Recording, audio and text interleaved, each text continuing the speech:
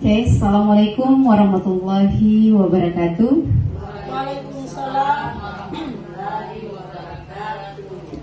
Oke, Alhamdulillah wa syukurillah, la haula wa la quwata illa billah. Yang terhormat Ibu Kepala Sekolah dan staf Dewan Guru yang saya hormati,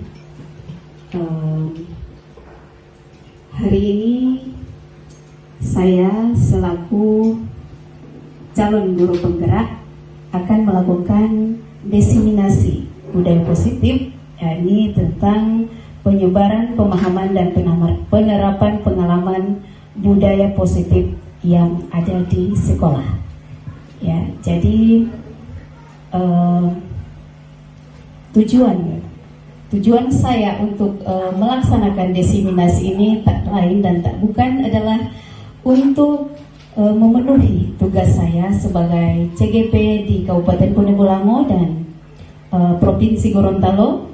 Yang kedua, tentunya sebagai guru saya memiliki tanggung jawab untuk bisa memberikan atau mengimbaskan apa yang sudah saya dapatkan pada pendidikan yang saya ikuti, di mana saya akan berbagi pengalaman atau berbagi pengetahuan dengan ibu-ibu semua di sekolah ini terkait dengan bagaimana penerapan budaya positif yang ada di sekolah kita nantinya. Akan melakukan ice break terlebih dahulu.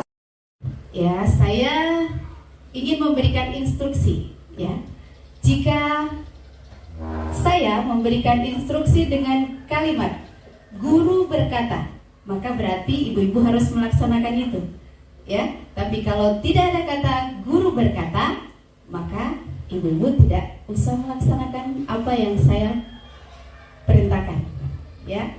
Oke, paham? Oke. Sekarang siap ya semua? Oke. Guru berkata, maju satu langkah. Guru berkata, mundur satu langkah. Guru berkata, pegang pundak teman. Lepas.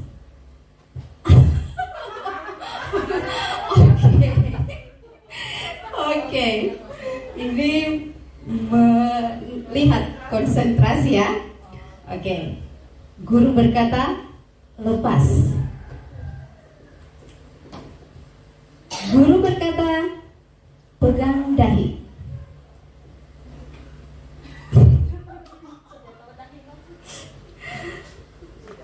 Lepaskan. Oke, guru berkata, lepaskan. Oke, baik. Lanjut.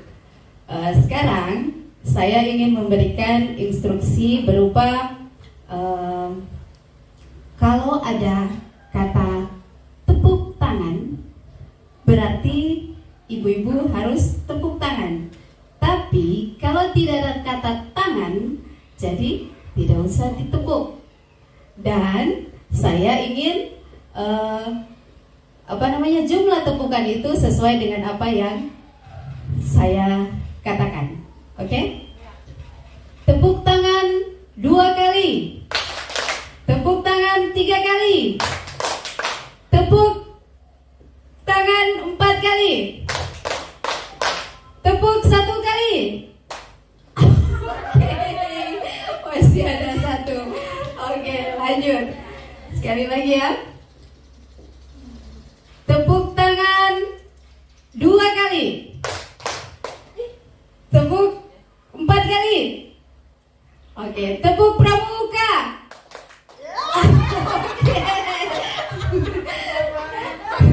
Oke, baik. Oke, mungkin ice break-nya cukup ya. Terima kasih. Silakan kembali ke tempat. Ya. Oke, yang pertama kita melihat tujuan pendidikan. Menurut Ki Hajar Dewantara bahwa tujuan pendidikan adalah menuntun segala kodrat yang ada pada anak-anak agar mereka dapat mencapai keselamatan dan kebahagiaan yang setinggi-tingginya, baik baik sebagai manusia maupun sebagai anggota masyarakat. Oleh sebab itu, pendidik itu hanya dapat menuntun tumbuh atau hidupnya kekuatan kodrat yang ada pada anak agar dapat memperbaiki lakunya, ya. Maksudnya bukan dasar hidup dan tumbuhnya kekuatan kodrat anak tersebut. Jadi mungkin filosofi KHD ini sudah pernah kita bahas pada pertemuan kita sebelumnya, ya, pada visi sekolah. Nah, ini hanya saya sentil sedikit saja karena ini berkaitan dengan paradigma belajar, kemudian disiplin positif, kebutuhan dasar manusia, motivasi perilaku manusia, restitusi posisi kontrol guru, keyakinan kelas, dan yang terakhir adalah segitiga restitusi. Apa saja konsep ini? Ini ketujuh konsep ini dia sangat berkaitan antara satu sama lainnya. Jadi bagaimana dari perubahan paradigma hingga pelaksanaan segitiga restitusi inilah yang nanti sangat berperan dalam penerapan budaya positif kita nantinya. Ya, sekolah dapat menyediakan lingkungan yang positif, aman, dan nyaman agar siswa mampu berpikir, bertindak, dan mencipta dengan mereka merdeka, mandiri, dan bertanggung jawab. Kemudian disiplin sangat berkaitan dengan kontrol guru terhadap siswa. Jadi pada dasarnya perubahan paradigma belajar ini yang paling berperan dalam hal ini adalah kontrol guru terhadap siswa. Gitu ya. Oke, lanjut. Analisa ini saya ingin ibu-ibu berpikir dan saya memintakan mungkin ada tanggapan balik, ya, karena di sini kita merupakan curah pendapat, ya. Di sini ada satu instruksi, ya. Anda dan teman Anda akan melakukan kegiatan cobalah buka. Anda adalah A. Tugas Anda adalah mengepalkan satu tangan Anda. Jadi di sini seolah-olah kita yang melakukan itu, ya. Jadi kita mengepalkan satu tangan. Nah, coba Anda bayangkan bahwa Anda menyimpan sesuatu yang berharga di dalam tangan Anda tersebut. Anda perlu menjaga benda tersebut sekuat tenaga Anda karena begitu pentingnya untuk kehidupan Anda. Nah, tugas B, berarti ada teman kita, ya, adalah mencoba dengan segala cara untuk membuka kepalan tangan Anda. Teman Anda B itu membujuk, menghardik, kemudian mengintimidasi, memarahi, menggoda, menggelitik, bahkan menawari Anda uang agar Anda bersedia membuka kepalan tangan Anda. Ingat, ya, bahwa di kepalan tangan Anda itu dia memiliki atau tersimpan barang yang sangat berharga. Nah, saya di sini memberikan tanggapannya terkait hal ini. Kira-kira apakah kita mau membuka tangan itu atau tidak? Oke, silakan. Baik, terima kasih atas kesempatan yang diberikan. Itu kembali kepada kita. Menurut saya intinya adalah kita sendiri. Kenapa kita? Karena bagaimana cara kita untuk menjaga, kita bisa umpamakan ini adalah sebuah rahasia. Jika kita dipaksa oleh orang lain untuk mengungkapkan rahasia itu kepadanya sementara kita tidak berkeinginan untuk melakukannya, maka itu tidak akan kita lakukan. Nah, jadi pada prinsipnya si A ini konsisten dengan apa yang dia tahu, apa yang dia pegang. Jadi dia tidak akan memberikan karena dia rasa itu adalah amanahnya sendiri. Seperti itu. Mungkin sebelum saya berikan kesimpulannya, ada yang lain lagi? Ibu Ami, boleh? Yang lain? Mungkin sebelum ini? Oke, silakan Ibu Yusni. Ya, Ibu Yurkil, terima kasih atas kesempatan yang diberikan kepada saya. Tentunya seperti yang dikatakan oleh Ibu Maya tadi, diibaratkan kita itu adalah memegang sebuah rahasia. Tentunya saya juga harus istiqomah dengan rahasia yang saya pegang atau dengan sesuatu barang yang sangat berharga untuk saya. Jadi saya tidak mudah, saya tidak akan melepaskan barang tersebut. Seperti itu, Ibu.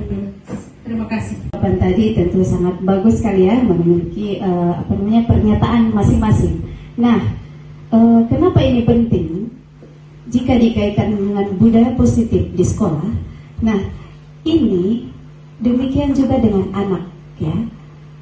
Seorang anak, termasuk kita orang dewasa, kita memiliki satu pembelaan diri. Kita tidak mau orang lain mau seenaknya buat kita, sementara ini adalah sesuatu yang berharga pada kita. Jadi walaupun kita diberikan apapun, kalau menurut kita itu sangat berharga, maka kita memiliki keinginan untuk mempertahankan itu. Kita tidak mau melepaskan itu. Begitu ya? Oke. Positif tersebut, ya, budaya positif di sekolah yaitu nilai dan kebiasaan di sekolah yang berpihak pada murid agar mereka dapat berkembang menjadi pribadi yang kritis, penuh hormat dan bertanggung jawab sesuai dengan profil pelajar Pancasila. Jadi nantinya budaya positif ini yang nantinya akan kita laksanakan dan kita implementasikan pada kegiatan baik akademik maupun non-akademik di sekolah kita. Nah, ada disiplin positif. Apa makna disiplin?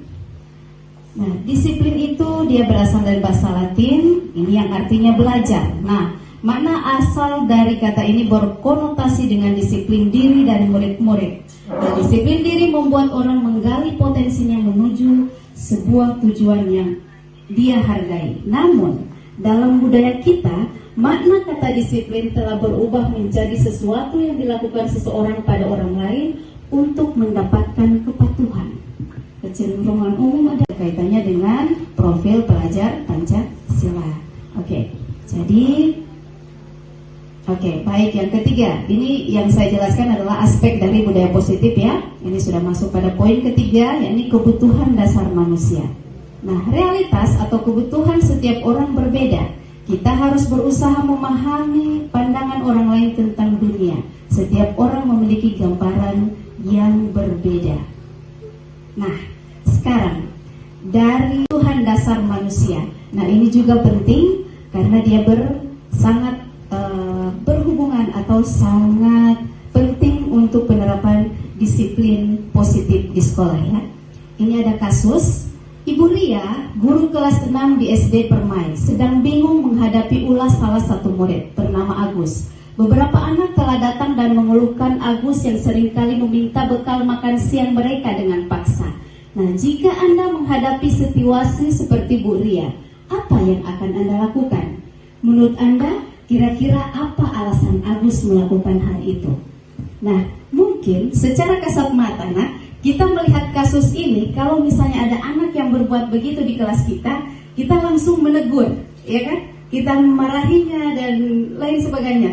Ya, itu mungkin karena kita belum tahu apa kebutuhan dasar dari anak itu, ya kan? Jadi kita langsung berikan, kembalikan, atau kau tukar itu, kau beli. Sebenarnya bukan langsung seperti itu. Ada hal-hal lain yang dapat kita lakukan. Kita harus tahu dulu kenapa anak ini berbuat seperti itu.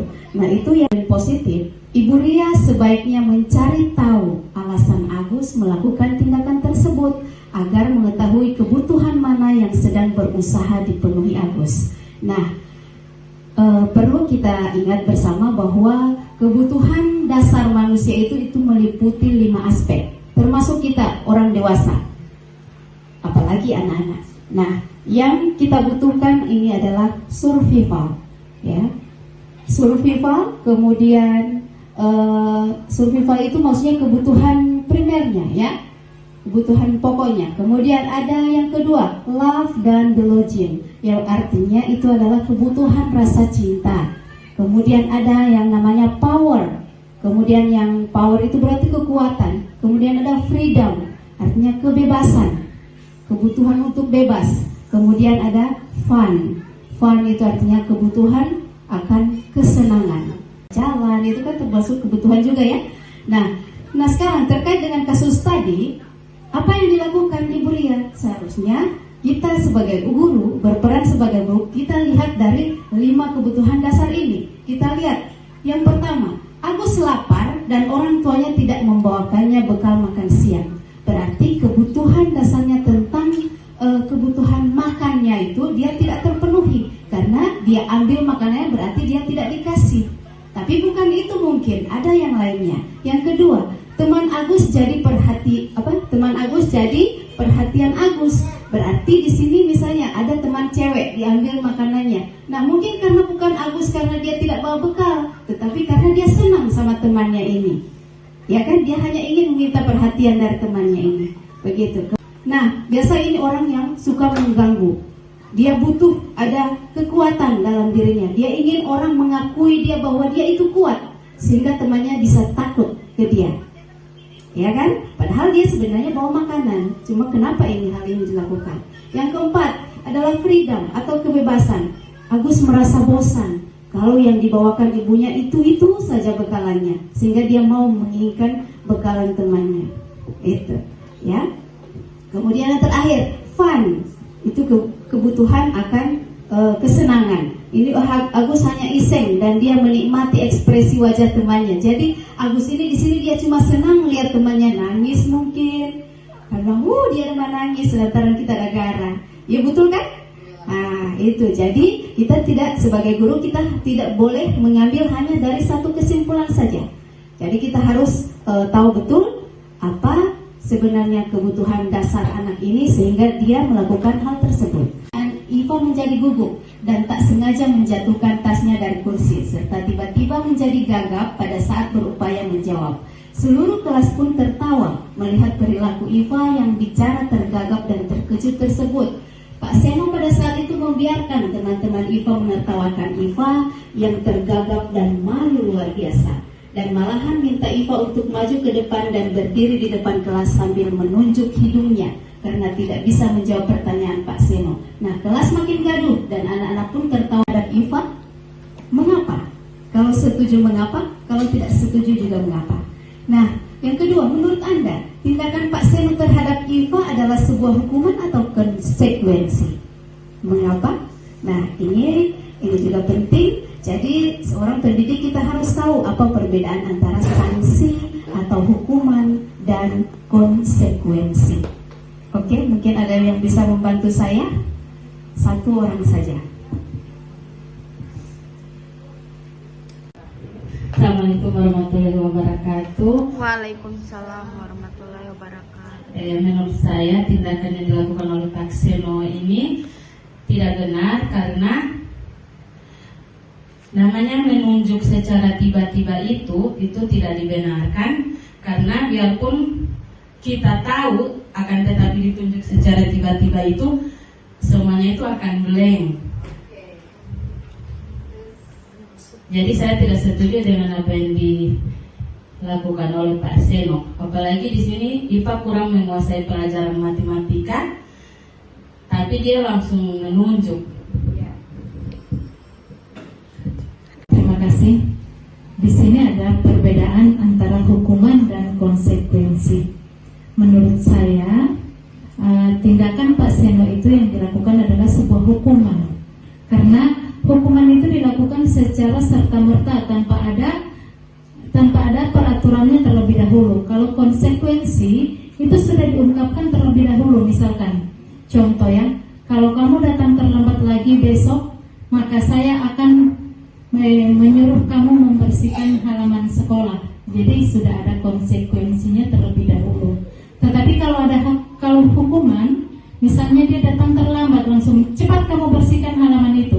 Padahal kan tidak seperti itu. Itulah perbedaan hukuman dan konsekuensi. Kedua teman kita. Oke, terima kasih atas partisipasinya. Jadi benar sekali apa yang dikatakan oleh Ibu Sakilah dan juga Ibu Maya ya.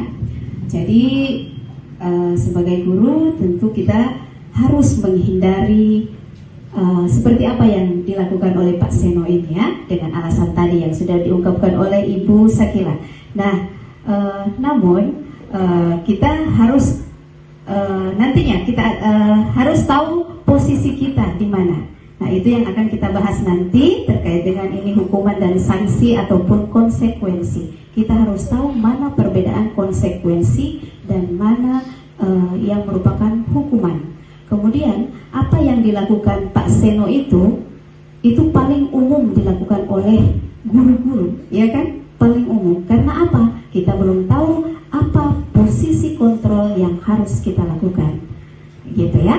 Oke, lanjut. Dijelaskan oleh Ibu Maya, ada hukuman dan sanksi atau konsekuensi. Ini perbedaan antara hukuman dan konsekuensi. Nah, hukuman itu termasuk pada identitas yang gagal. Apa itu identitas yang gagal? Artinya penerapan yang sebenarnya tidak harus kita lakukan sebagai seorang pendidik. Nah, di sini hukuman itu adalah sesuatu yang menyakitkan harus terjadi. Jadi orang yang kita hukum merasa sangat tersakiti, begitu kan? Membekas di hatinya. Sedangkan konsekuensi adalah sesuatu yang harus terjadi, yang harus dilakukan karena yang harus dijalani ketika seseorang melakukan kesalahan. Kemudian apa restitusi? Restitusi itu merupakan pilihan. Nah, di sini yang hukuman dia termasuk pada identitas yang gagal, itu negatif. Kemudian antara konsekuensi dan restitusi, konsekuensi itu bersifat netral, sedangkan restitusi itu adalah sesuatu hal yang positif dilakukan. Nah, ketiga kemudian berlaku hanya pada sebuah institusi, tidak berlanjut pada kehidupan nyata. Kemudian peraturannya adalah kamu harus. Jadi kalau sudah ada kata kamu harus, berarti itu sudah masuk pada hukuman. Kemudian murid akan membenci peraturan. Nah, makanya nanti kalau di keyakinan kelas nanti tidak ada kata harus, atau ada perkataan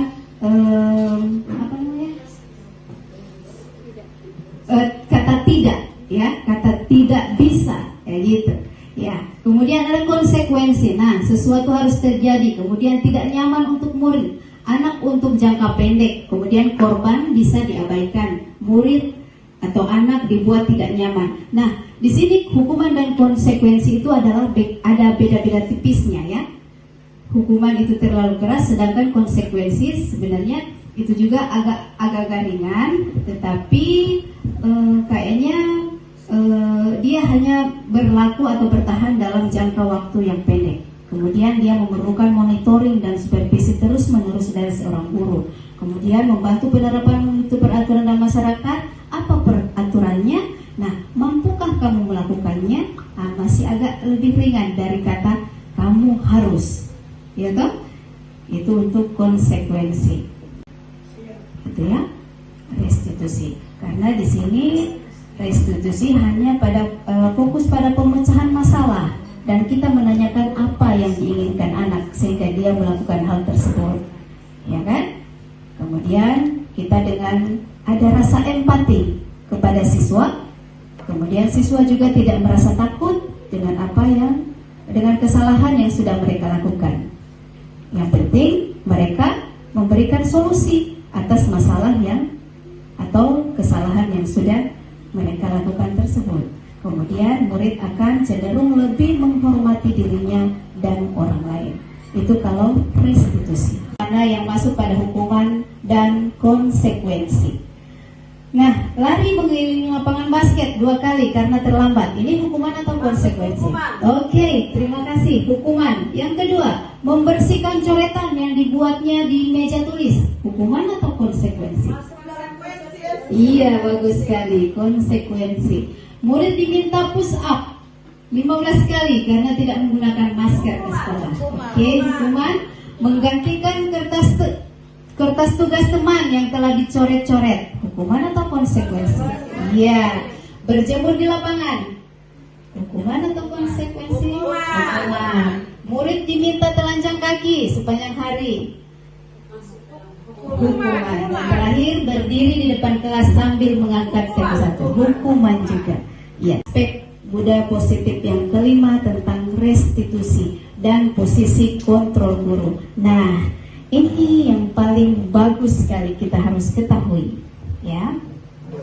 Ini kita harus tahu posisi kita di mana. Apakah sebagai penghukum, pembuat rasa bersalah, sebagai teman, pemantau, atau manajer. Nah, dari kelima posisi kontrol ini, mana yang seharusnya kita ambil? Ya, di sebelah mana kita? Nah, sekarang ini kira-kira kita di sebelah mana? Apakah sebagai penghukum? Apakah pembuat rasa bersalah? Atau sebagai teman bagi siswa? Atau sebagai pemantau atau manajer? Nah, nanti kalau kita sudah tahu semua, kita akan bisa memilih harusnya kita sebagai pendidik mau ambil posisi yang mana, yang terbaik. Kalau dilihat, yang paling banyak kita lakukan sekarang ini adalah sebagai penghukum. Ya, iya. Jadi setidaknya atau seharusnya kita sebagai pendidik kita harus menghindari yang namanya sebagai penghukum. Ya. Ya Allah, gara-gara kita pertama sudah begitu. Ya toh? Jadi kita hanya menghukum siswa supaya dia merasakan dirinya itu sangat bersalah, sehingga di situ dia cenderung akan menyendiri. Isalah gara-gara sudah doa. Gitu kan? Itu kalau pembuat rasa bersalah. Jadi ini juga tidak bagus untuk kita lakukan. Nah, lanjut. Kamu tidak pernah benar melakukannya. Nah, ini adalah ketegasan. Berarti masuk pada penghukum. Coba kamu sudah melakukan ini, kamu tidak benar itu. Itu kan? Nah, sekarang yang ketiga, ayolah lakukan demi ibu, lakukan demi bapak. Ini berarti kita berperan sebagai teman. Nah, kalau kita berperan sebagai teman, kadang-kala siswa merasa tidak menghargai kita lagi, ya kan? Cuma ibu bikin taman kita, ibu tidak marah. Nah, ayolah lakukan demi ibu, atau hai.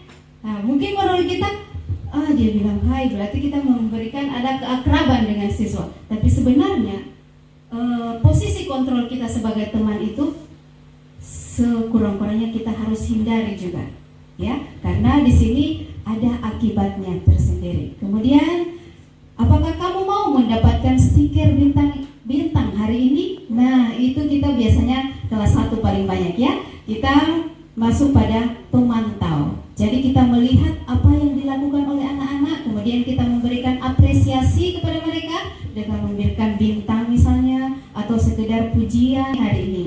Kita bisa menyelesaikan masalah ini. Nah, ini yang penting. Kita masuk pada posisi kontrol sebagai manajer. Dan yang terakhir, kamu selalu yang paling terakhir ini juga penghukum, memberikan pernyataan kepada siswa atau hukuman berupa berarti dia sudah melabel siswa kalau kamu yang selalu seperti itu, ya toh? Oke. Jadi yang paling Oke, sekarang kita masuk kasus 1. Nah, sebentar, nanti itu pesan dari Bu Vivi. Sebagai manajer, seharusnya kita menjadi guru itu yang kita pilih yang paling penting adalah sebagai manajer, ya, pemantau dan manajer. Yang kita hindari ini yang 3 ini, sebagai penghukum, pembuat rasa bersalah, dan sebagai yang tadi, yang ketiga, teman. Iya. Nah, ibu santai saja Bu, itu kan mereka tidak serupa tidak menghargai Ibu Vivi, karena menurut mereka Ibu Vivi ini baru 1 tahun menjadi guru di sekolah itu. Mereka hanya dengar pada Pak Harun sebagai wali kelas mereka. Artinya, Ibu Suti pun melanjutkan bahwa membuat kesalahan adalah hal yang manusiawi dan bahwa mempertahankan diri adalah hal yang penting. Namun meminta Dino memikirkan cara lain yang mungkin lebih efektif karena saat ini Dino berada di ruang kepala sekolah. Ibu Suti melanjutkan bertanya, "Tiga kancing begini." Ibu Suti pun kembali bertanya ke Dino apakah yang akan dia lakukan untuk menggantikan ketiga kancing Anto yang terlepas. Nah, Dino berpikir sejenak, namun menjawab, "Wah, tidak tahu Bu, saya lem kembali mungkin ya Bu." Ibu Suti berpikir sebentar lagi, "Kalau dilem nanti mudah terlepas Dino, bagaimana kalau kamu menjahitkannya saja?" "Menjahit? Mana saya tahu Bu." Ibu Suti meneruskan, "Apakah kamu bersedia belajar menjahit?" Dino berpikir sejenak, memandang ke meja Anto, dan Ibu Suti bilang kalau Pak Irfan, guru tata busana, atau akan mengajari, kita lakukan, melainkan kita menanyakan apa yang seharusnya seperti apa yang dilakukan oleh Ibu Suti selaku kepala sekolah.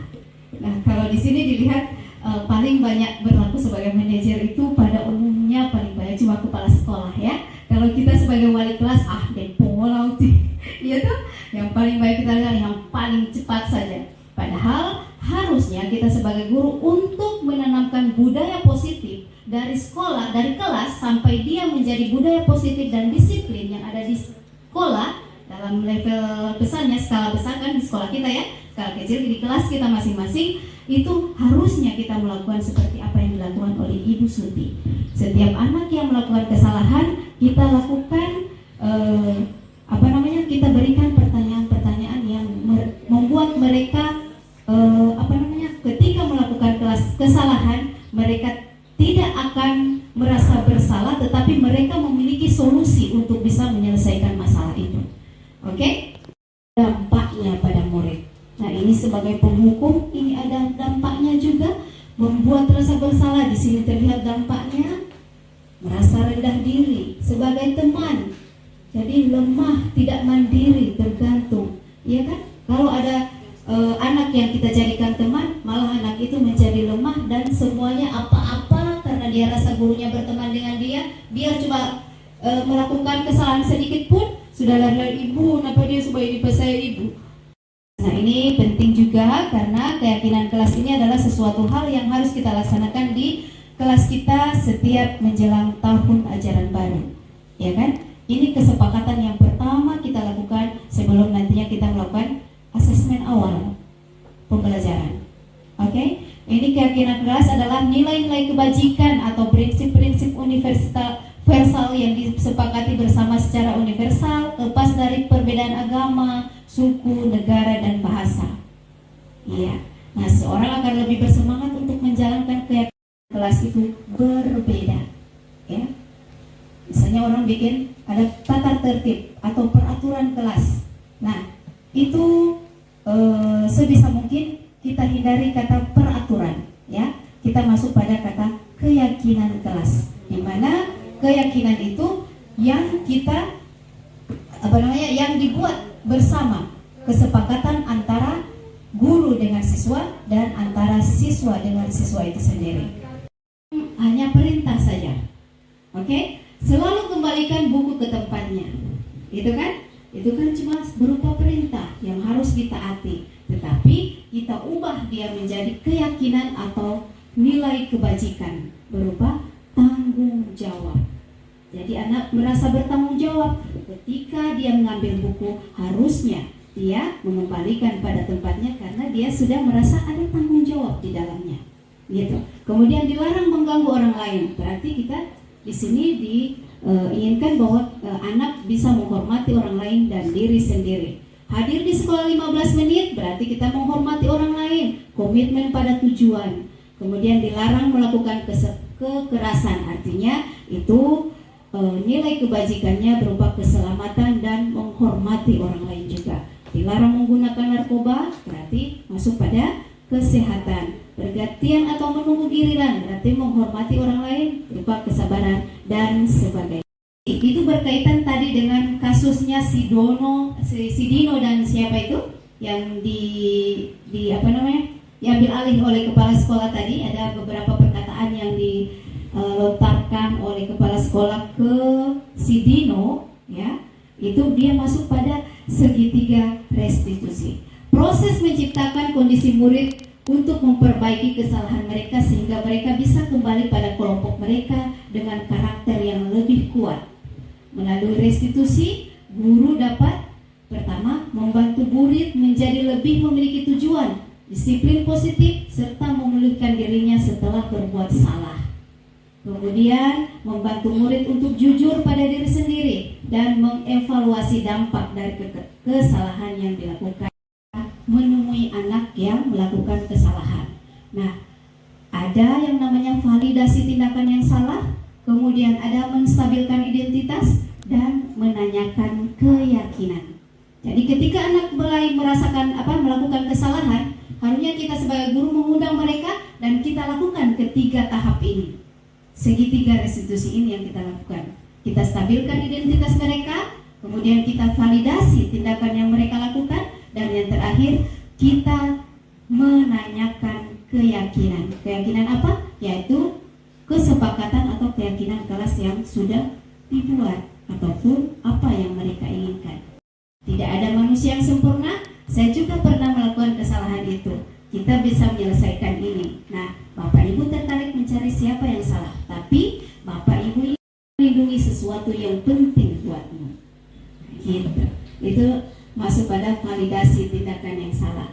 Kan? Yang terakhir adalah kita menanyakan keyakinan. Apa yang kita percaya sebagai kelas atau keluarga? Nah, maksudnya di sini keyakinan yang mereka sepakati dalam kelas. Nah, kemudian apa nilai-nilai umum yang kita telah sepakati? Nah, apakah kamu sudah melakukan itu? Apakah kamu merasa tidak melanggar keyakinan yang sudah kita buat? Itu yang kita berikan ke mereka. Dan yang terakhir, kalau kamu seperti ini, nanti kamu mau jadi seperti apa nantinya? Ya kan? Kita tanyakan cita-cita mereka. Nanti kalau mereka bilang, oh saya mau jadi polisi Bu, contohnya. Oh jadi polisi. Nah kalau jadi polisi, harusnya kamu melakukan ini. Kamu jangan selalu berbuat begini. Begitu ya? Itu namanya menanyakan keyakinan. Oke. Masuk pada segitiga restitusi. Di mana pada segitiga restitusi ini kita menciptakan kondisi bagi murid untuk memperbaiki kesalahan mereka, sehingga mereka bisa kembali kepada kelompok mereka dengan karakter yang lebih kuat lagi. Nah, melalui restitusi itu, kita sebagai guru itu dapat membantu murid menjadi lebih memiliki tujuan, kemudian disiplin positif, serta memulihkan dirinya setelah berbuat salah. Kedua, membantu murid untuk jujur pada diri sendiri dan mengevaluasi dampak dari kesalahan yang dilakukan. Dan yang terakhir, memberikan penawaran dan bukan paksaan. Nah, ini ada tahapan segitiga restitusi yang nantinya akan kita jalankan untuk membangun budaya positif di kelas kita dan nantinya dapat tercapai budaya positif di sekolah kita. Nah, segitiga restitusi pertama ini nanti kalau misalnya ada anak yang melakukan kesalahan, yang pertama kita lakukan adalah validasi tindakan yang salah. Kedua, kita menstabilkan identitas anak, dan yang terakhir adalah menanyakan keyakinan. Nah, bagaimana hal itu kita lakukan? Nah, kita perhatikan di sini ada beberapa tahapan segitiga restitusi. Yang pertama, menstabilkan identitas. Nah, kita tindakan yang kita lakukan ketika anak melakukan kesalahan, kita tidak melakukan hukuman kepada mereka, melainkan kita stabilkan identitas mereka. Dengan cara bagaimana? Yang pertama, kita akan memberikan penguatan atau kata-kata motivasi kepada siswa dengan contoh seperti yang saya tampilkan. Yang pertama, kita berikan kata seperti ini: berbuat salah itu tidak apa-apa. Ya, tidak ada manusia yang sempurna. Saya juga pernah melakukan kesalahan seperti itu. Kita bisa menyelesaikan ini. Bapak Ibu tidak tertarik mencari siapa yang salah, tapi Bapak Ibu ingin mencari solusi dari permasalahan ini. Kamu berhak merasa begitu. Jadi ini adalah contoh kalimat atau kata ketika kita menstabilkan identitas anak yang melakukan satu kesalahan. Ya. Kemudian restitusi yang kedua adalah memvalidasi tindakan yang salah. Contoh, bagaimana kita melakukannya? Di sini kita adakan berikan kata-kata, misalnya seperti ini: kamu pasti punya alasan mengapa melakukan hal itu. Jadi pada dasarnya untuk memvalidasi tindakan yang salah itu kita bertanya kepada murid alasan kenapa sampai murid itu melakukan kesalahan itu. Kan tidak ada sesuatu peristiwa yang dilakukan tanpa ada alasan, ya kan? Kamu patut bangga pada dirimu sendiri karena kamu telah melindungi sesuatu yang penting bagi kamu, ya kan? Misalnya contoh ini dengan kata kedua, kamu sudah memiliki diri bangga pada dirimu sendiri karena kamu telah melindungi sesuatu yang penting buatmu. Itu terkait dengan kasus yang pertama tadi. Saya ingin anak itu menggenggam sesuatu, ya kan? Berarti anak itu memiliki rasa ingin mempertahankan apa yang dia punya. Gitu kan? Gitu. Jadi itu sebetulnya hal yang bagus sekali. Nah sekarang yang terakhir, restitusi yang ketiga, yakni kita menanyakan keyakinan. Apa yang kita percaya sebagai kelas atau keluarga? Artinya kita mengingatkan kembali kepada siswa tentang keyakinan yang sudah mereka sepakati di kelas bersama guru maupun bersama teman-temannya. Kemudian kita menanyakan apa nilai-nilai umum yang kita telah sepakati. Apa bayangan kita tentang kelas yang ideal? Maksudnya kita menanyakan kepada siswa, kamu ingin jadikan kelas kamu ini seperti apa? Yang terakhir, kita tanya mereka nantinya di masa depan mereka akan atau memiliki cita-cita seperti apa? Apa yang kalian inginkan ketika kalian dewasa nanti? Begitu ya? Itu namanya menanyakan keyakinan kelas. Sehingga dengan menanyakan keyakinan mereka akan memiliki karakter yang kuat, akan memiliki satu niat. Nah, saya harus perbaiki ini supaya nanti cita-cita yang saya harapkan bisa tercapai. Begitu maksudnya dari itu. Tujuannya seperti itu. Oke. Sekarang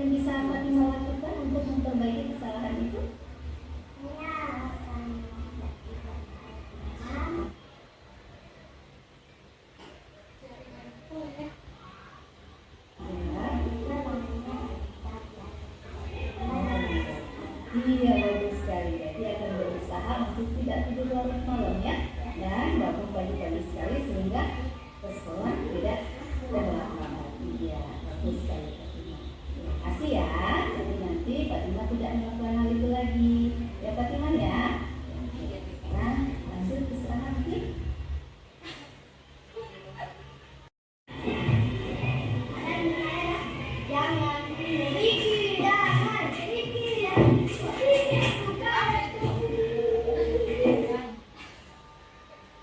Apa kalian tahu kenapa ibu ada kalian ke ruangan ini? Kenapa? Oh, karena tadi Andi sudah buat ada nangis ya? Oke. Nah, tadi Andi buat ada nangis, Andi merasa bersalah atau tidak? Ya? Oh, dan gimana Andi? Setiap orang yang membuat salah pasti akan memperbaikinya ya. Nah, semua orang pasti pernah melakukan salah, termasuk ibu. Ibu pun pernah melakukan salah. Jadi bukan Andi saja yang pernah melakukan salah. Oke? Nah, tadi Andi sudah ada menangis. Nah, kira-kira alasannya kenapa sampai Andi buat si Ada sampai dia menangis? Kemudian, oke. Kasus yang sudah saya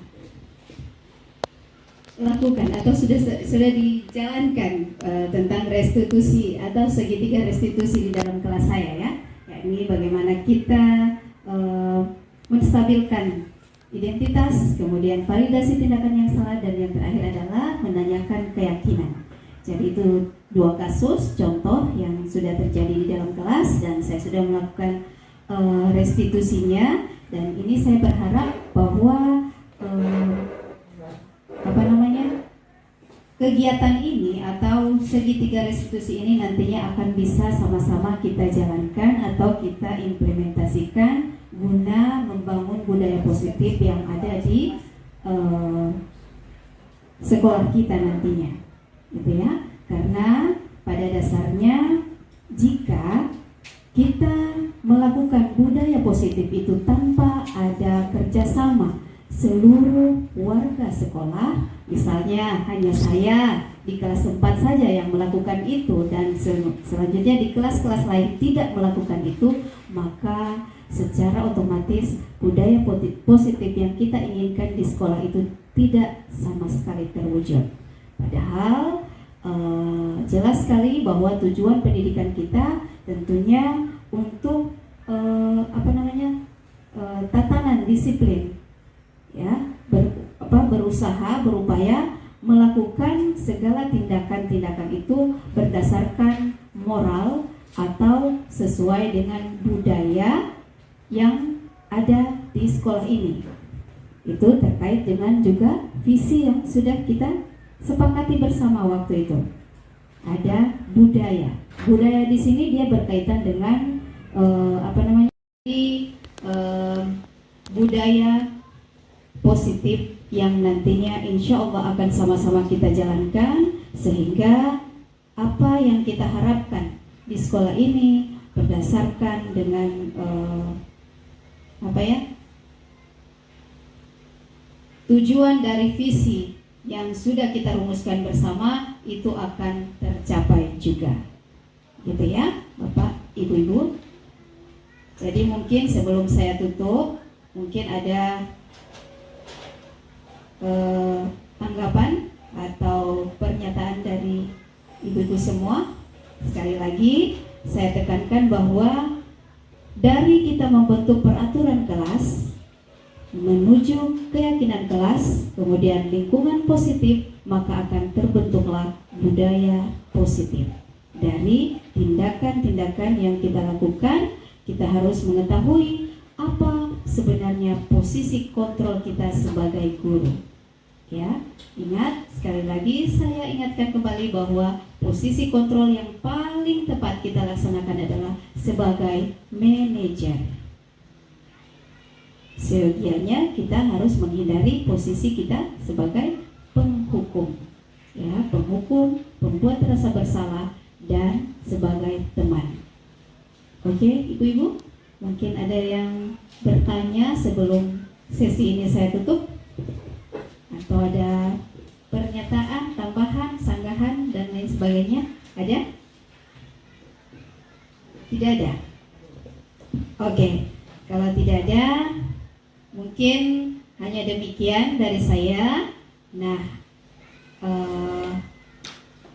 terima kasih karena sudah menyempatkan waktu pada kegiatan kali ini, dan nanti insya Allah akan disambung dan lebih dimantapkan lagi oleh rekan saya Ibu Sri Mirianti Nur Kamidyan. Terima kasih. Billahi taufiq wal hidayah. Wassalamualaikum warahmatullahi wabarakatuh. Waalaikumsalam warahmatullahi wabarakatuh.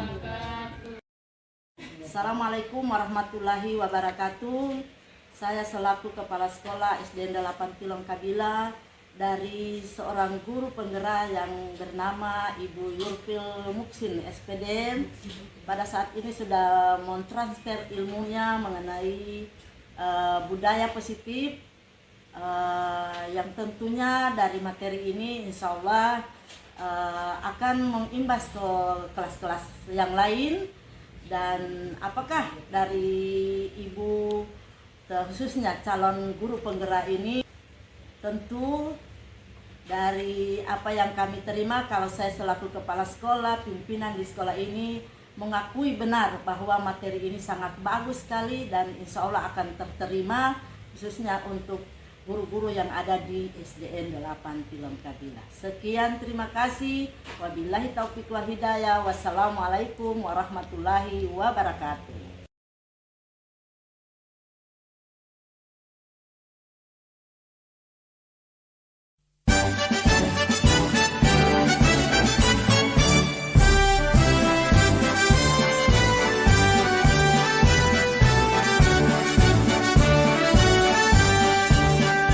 Bulatkan tekad, kuatkan hati, negeri ini memanggilmu kawan. Belajar bergerak berbagi untuk negeri, guru penggerak.